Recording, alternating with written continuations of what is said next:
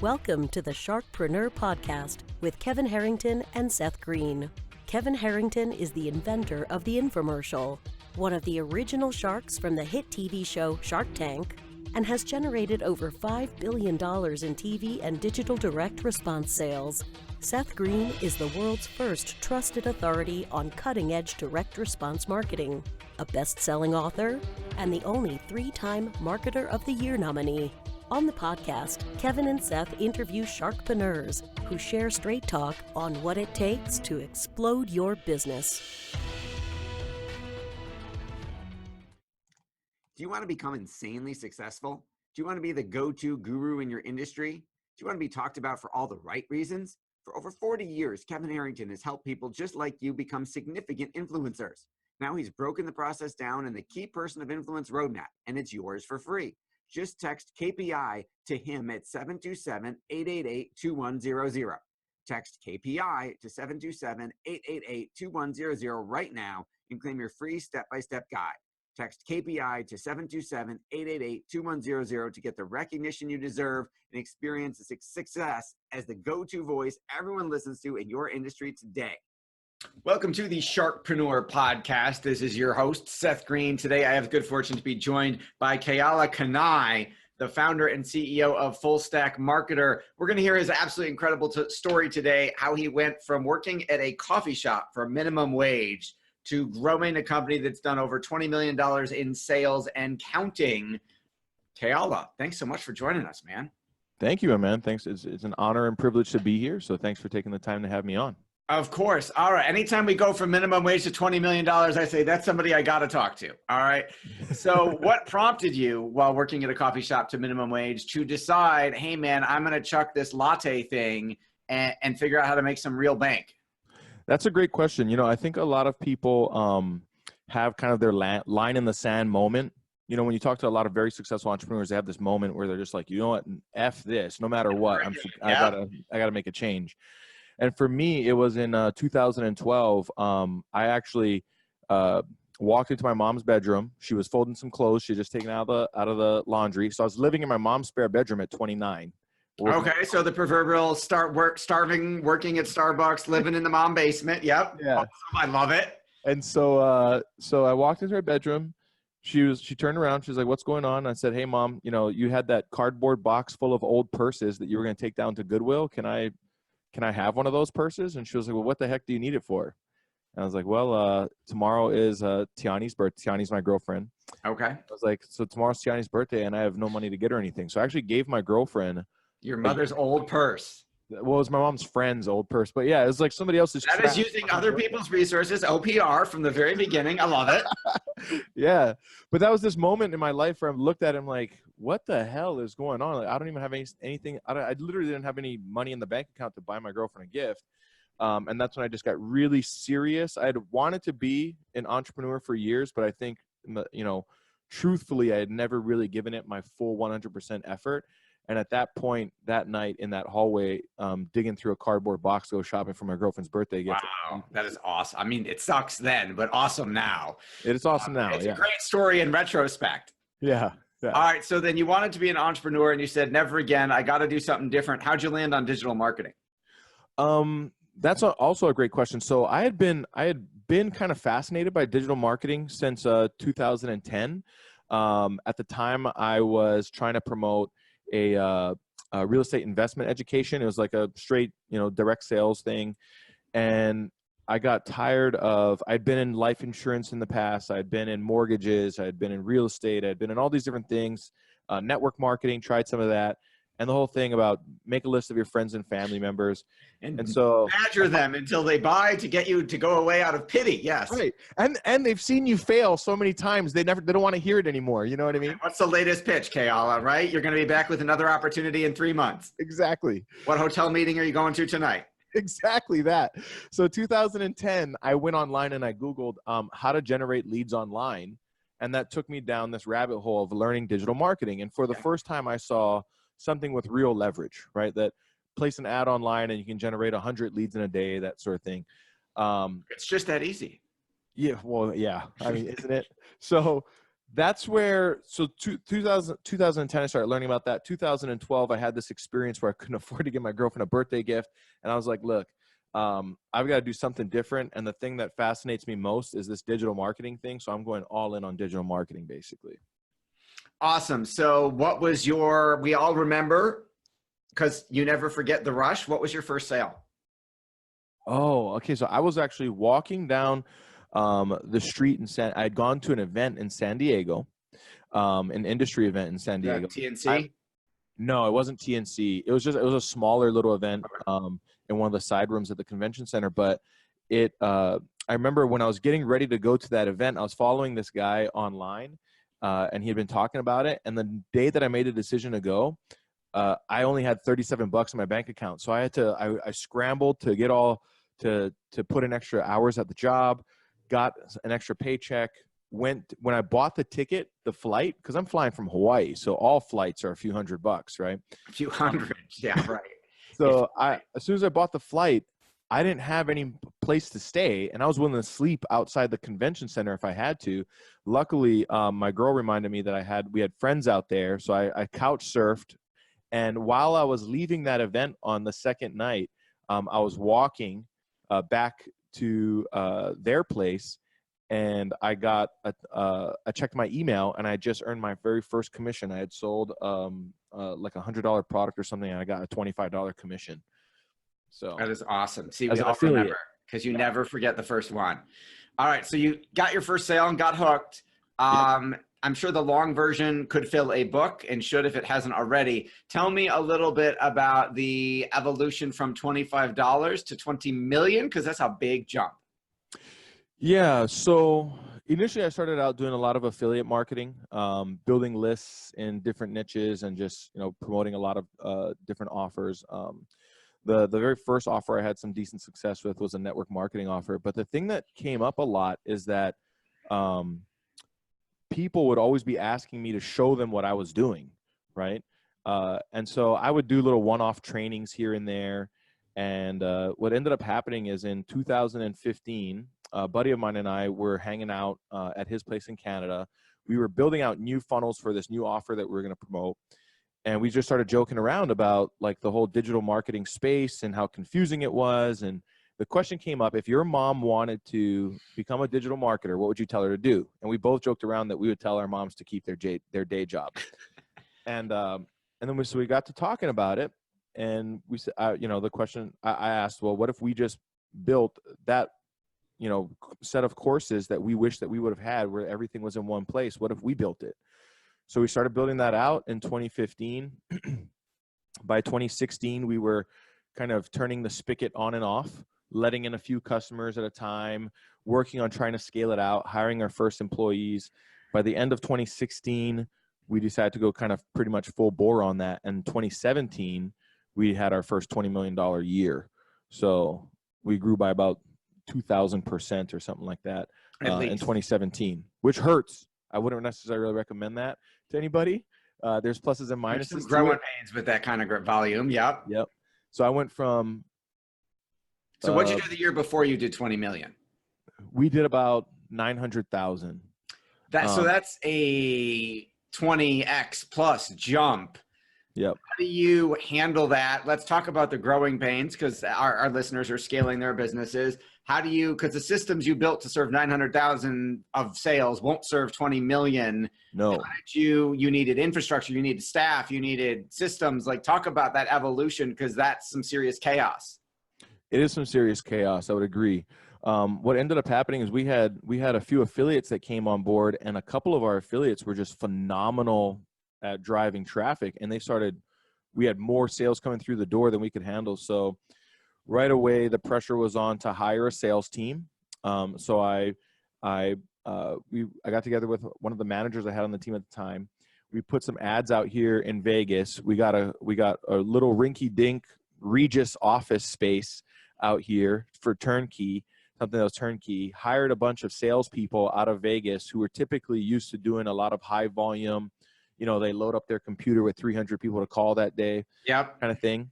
I started coaching them on my sales process, my phone sales process, trained them for maybe 4 days. It was a 4-day training, put them on the phones. And by the time we put them on the phones, our backlog, because we only had 2 salespeople at that time, our backlog, we were backed up 3 weeks. So we had every day a full schedule of calls, and it was 3 weeks deep. And then we put this new team in, and they picked it up, and they started backfilling. So they started calling all the people that were on hold and working it out. And so that was January 2017 that I hired those folks. By February 2017, we did about $500,000 that month. March 2017, I think, was our first $1 million month. And basically, it was a kind of a free-for-all. So we hired the salespeople, and then I was kind of managing them, but I was also managing the marketing. So then we went and found a guy who had worked with sales, a little bit larger sales teams before, brought him out to Vegas. He took over the sales team. And then I needed to go and find somebody to run marketing so I could better manage as the CEO, really. So brought on a director of marketing at one point. He took over the marketing department, started to grow that out a bit. And then our approach initially, because we bootstrapped it, was a bottom-up approach, right? We hired the employees first. When there was too many of them to manage, then we hired managers. And then eventually I had too many managers, and I hired directors to manage the managers. And that's how we scaled in 2017. Lots of things broke, lots of systems broke, people broke.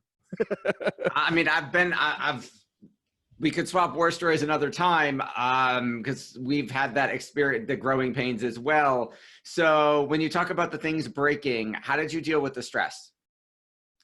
Man, that's a good question. I'm asking, forget about our audience. I'm asking for my personal edification, because I didn't always probably make the right choice in terms of how I handled that. Right. And truthfully, I'm a pretty open book, so I'm pretty transparent. I actually got to a point by mid 2017 where I was pretty much at burnout. And I had heard people talk about that before, never really understood what it was, but I got to the point where I was under so much anxiety at one point that I literally couldn't get out of bed. I would wake up and I would already have anxiety, and my day hadn't started yet. Yep. And so I wasn't sure if I was going to be okay mentally. The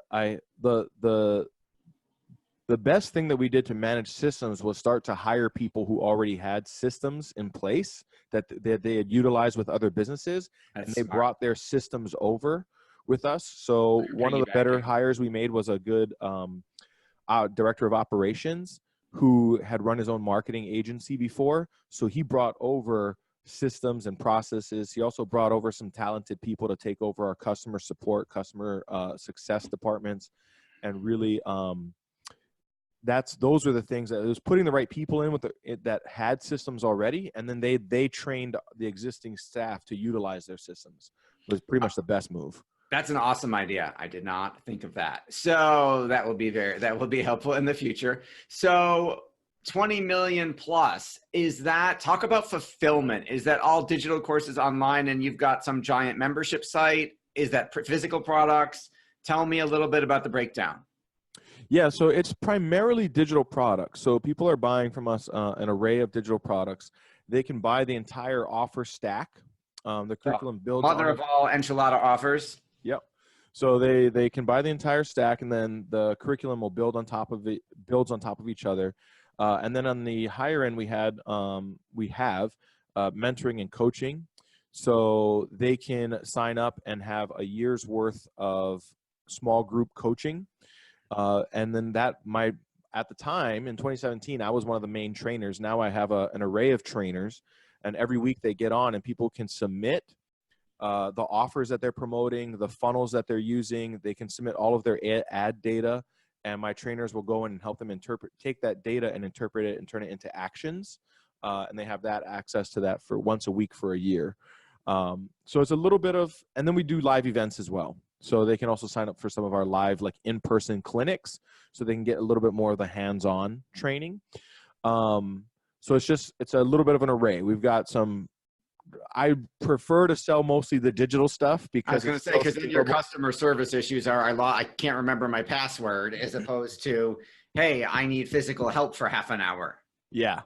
So it gets to be heavy, laborsome when we get into the coaching side of it. But over the years, we've really started to dial that in, and our customers are loving it right now. So it was stressful at first, but again, it's a whole gambit, right, of stuff that we offer. I bet. You talked about the digital products and the coaching and mentoring and events and masterminds. Do you guys do any done for you? We don't do any done for you right now. We do have a few people that we refer out to if they want something built for them, or ad campaigns or ads written for them and emails written for them, things like that. We refer out that. We don't do it in-house at all. Okay. And then when you have this hodgepodge of systems you've built and systems other people have brought with, what type of because I tried managing on Post-it notes, Google Doc, Excel sheets, like everything. And we literally ended up having software built for us to manage all of our processes that was custom. What type of software do you guys use to run the business? Great question. So we use Slack for day-to-day communication primarily. And we have pretty strict rules around Slack is one-off communication. We don't communicate on Slack if it's in direct relation to an ongoing project.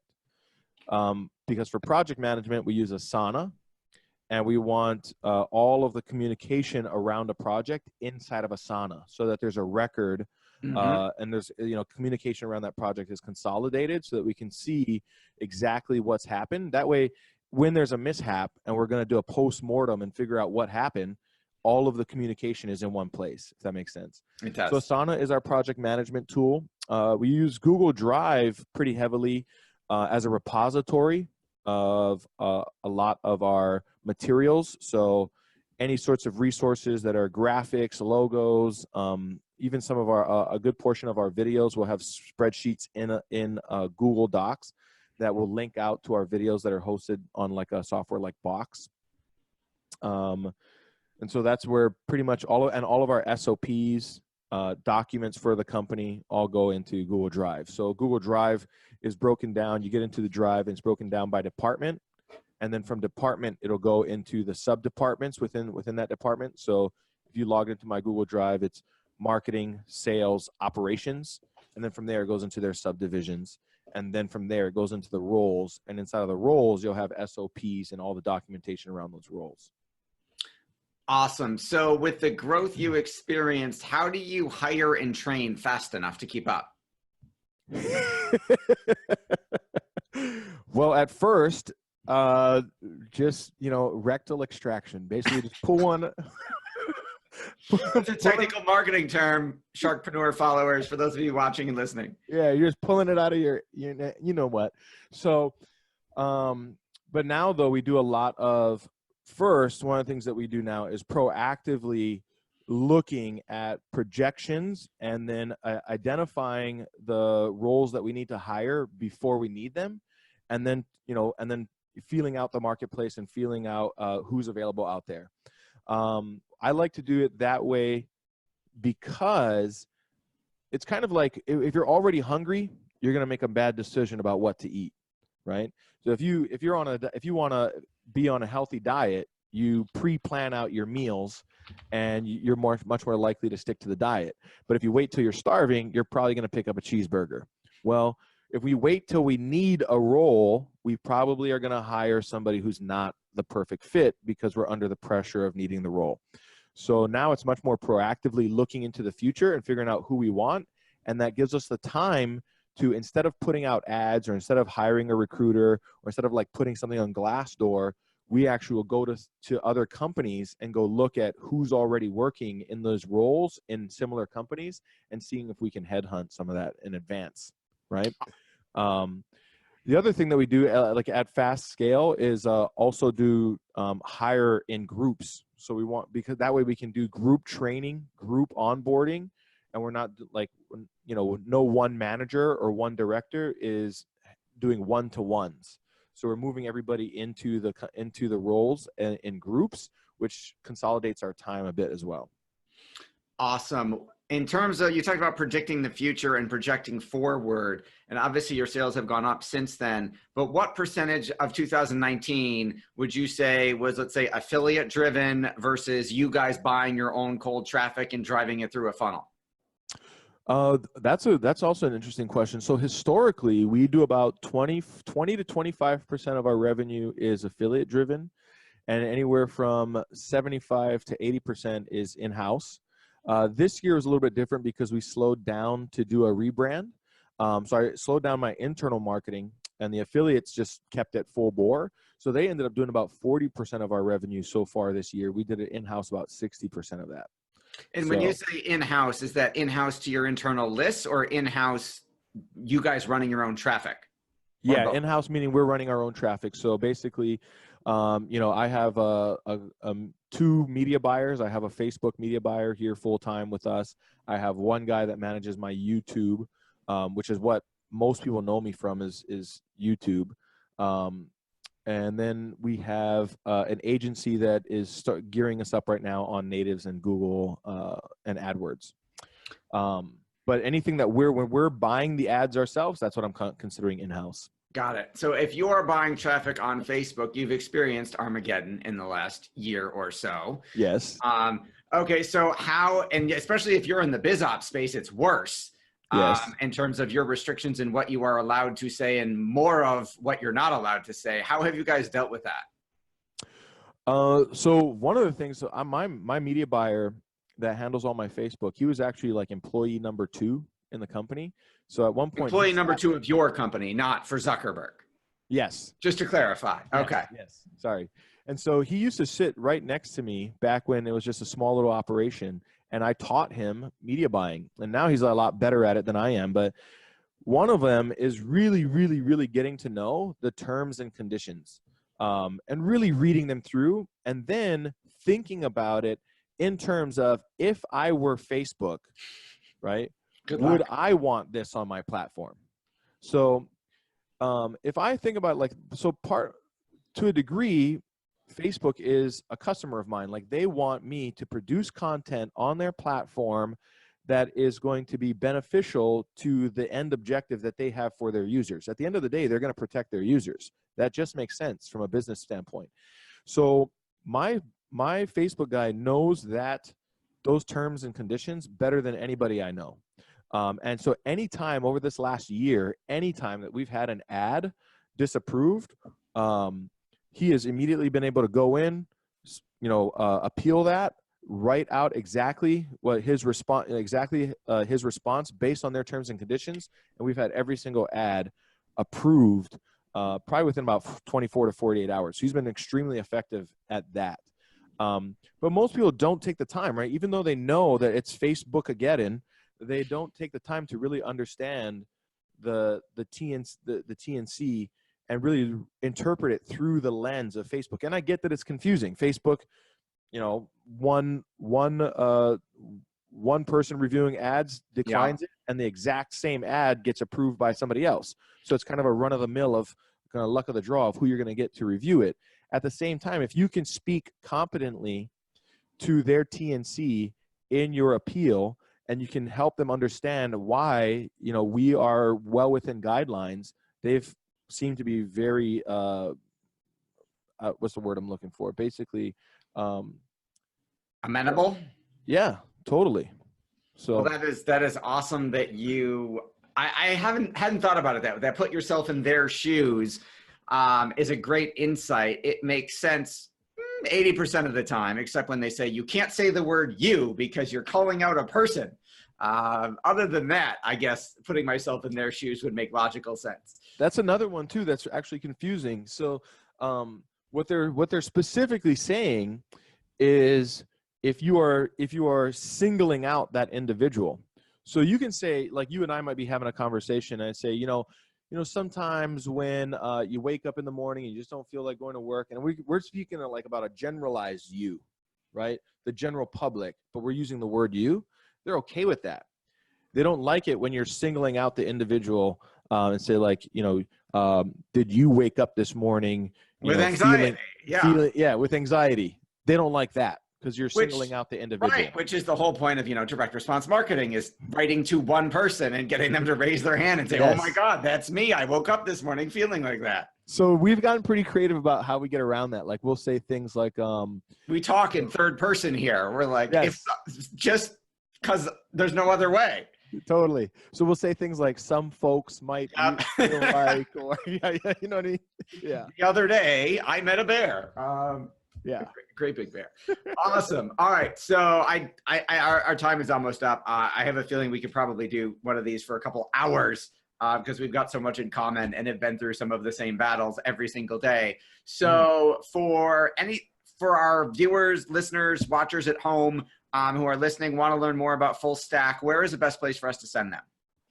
Fullstackmarketer.com. Our homepage is probably one of our best. So it's Full Staq with a Q. So FULLSTAQ marketer.com. Awesome. It's been Seth Green here with Keala Kanae of FullStackMarketer.com. Stack with a Q. Keala, thank you so much for joining us. This was a lot of fun. Thanks, Seth, man. Appreciate it, man. Do you need money to fund your idea, product, or service? Are you ready to take your business to the next level, but need capital to get it done? Kevin Harrington has heard more than 50,000 pitches and knows how to help you make the perfect pitch to get the funding for your entrepreneurial dream. He's distilled the process down in his perfect pitch cheat sheet, and it's yours for free. Just text PITCH to him right now at 727-888-2100. Text PITCH to 727-888-2100 right now and claim your free perfect pitch cheat sheet. Text PITCH to 727-888-2100 to start funding your dream today. This show has been produced by Market Domination, LLC. To discover how you can have your own show completely done for you and turn it into a real published book and become the authority in your marketplace, go to www.marketdominationllc.com/podcast offer.